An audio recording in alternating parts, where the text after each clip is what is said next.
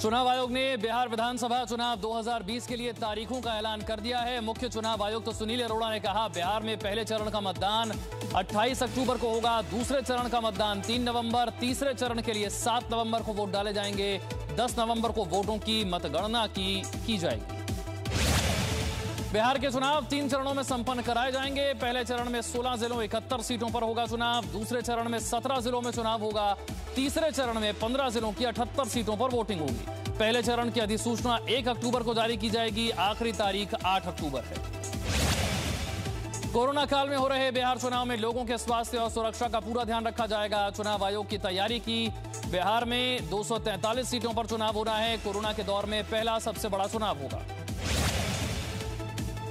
Corona की वजह से नए सुरक्षा मानकों के तहत चुनाव कराए जाएंगे। पोलिंग बूथ पर मतदाताओं की संख्या घटाई जाएगी। साथ ही एक बूथ पर केवल 1000 मतदाता वोटिंग करेंगे। चुनाव आयोग के मुताबिक नए सुरक्षा मानकों के तहत कोरोना काल में चुनाव की तैयारी की गई है।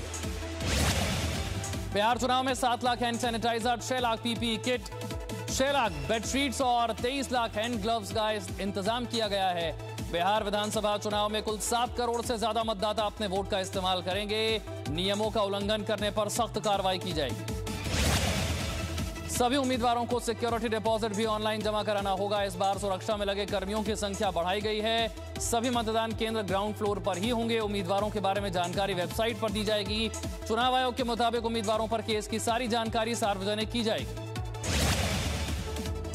सोशल मीडिया पर चुनाव आयोग की लगातार नजर रहेगी। चुनाव आयोग के मुताबिक कोई भी अगर सोशल मीडिया पर तनाव पैदा करने की कोशिश करता है तो उसके खिलाफ कानूनी कार्रवाई होगी। 2015 में बिहार में हुए विधानसभा चुनाव में महागठबंधन ने जीत हासिल की थी। उस वक्त आरजेडी और जेडीयू साथ थे। इसमें 243 सीटों में महागठबंधन को 178 सीटें मिली थी। आरजेडी सबसे बड़ी पार्टी बनकर उभरी थी।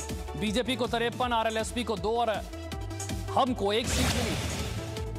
पटना में बीजेपी और जन अधिकार पार्टी के कार्यकर्ताओं के बीच झड़प हो गई। बीजेपी कार्यकर्ताओं ने आरोप लगाया कि जन अधिकार पार्टी के कार्यकर्ता बीजेपी पर हमला करना चाहते थे। उन्होंने हिंसा की शुरुआत की।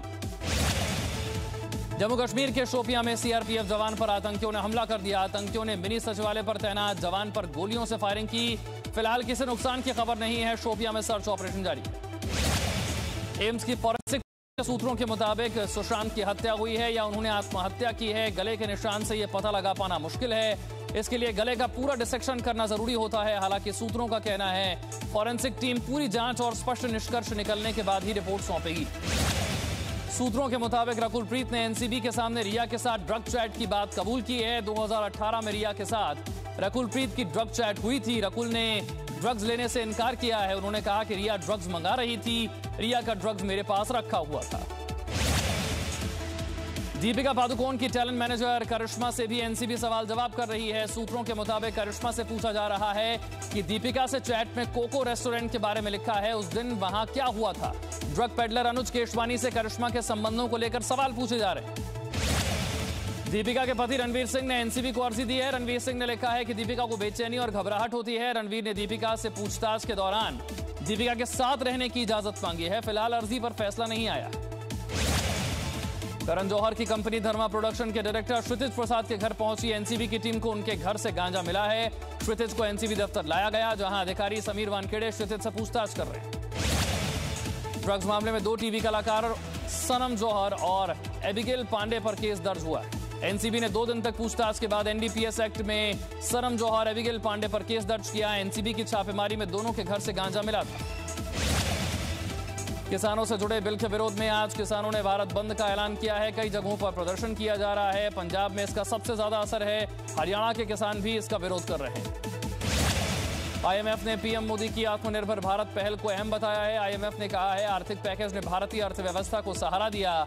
स्वास्थ्य संबंधी स्थायी विकास की तरफ तेजी से भारत बढ़ रहा है। आईएमएफ ने पीएम मोदी की पहल मेक फॉर द वर्ल्ड को भी जरूरी बताया है। देश में कोरोना संक्रमण का आंकड़ा 58 लाख के पार हो गया है। कल एक दिन में 14 लाख से ज्यादा टेस्ट हुए। 24 घंटे में 86,052 नए मामले सामने आए, जबकि एक दिन में 1,141 कोरोना मरीजों की मौत हुई है। देश में कोरोना से अब तक 47,56,165 लोग ठीक हो गए। प्रधानमंत्री मोदी ने दीनदयाल उपाध्याय की जयंती के अवसर पर वीडियो कॉन्फ्रेंसिंग के जरिए हिस्सा लिया। कार्यक्रम के दौरान रक्षा मंत्री राजनाथ सिंह, बीजेपी के राष्ट्रीय अध्यक्ष जगत प्रकाश नड्डा ने पंडित दीनदयाल उपाध्याय की जयंती पर उन्हें श्रद्धांजलि दी।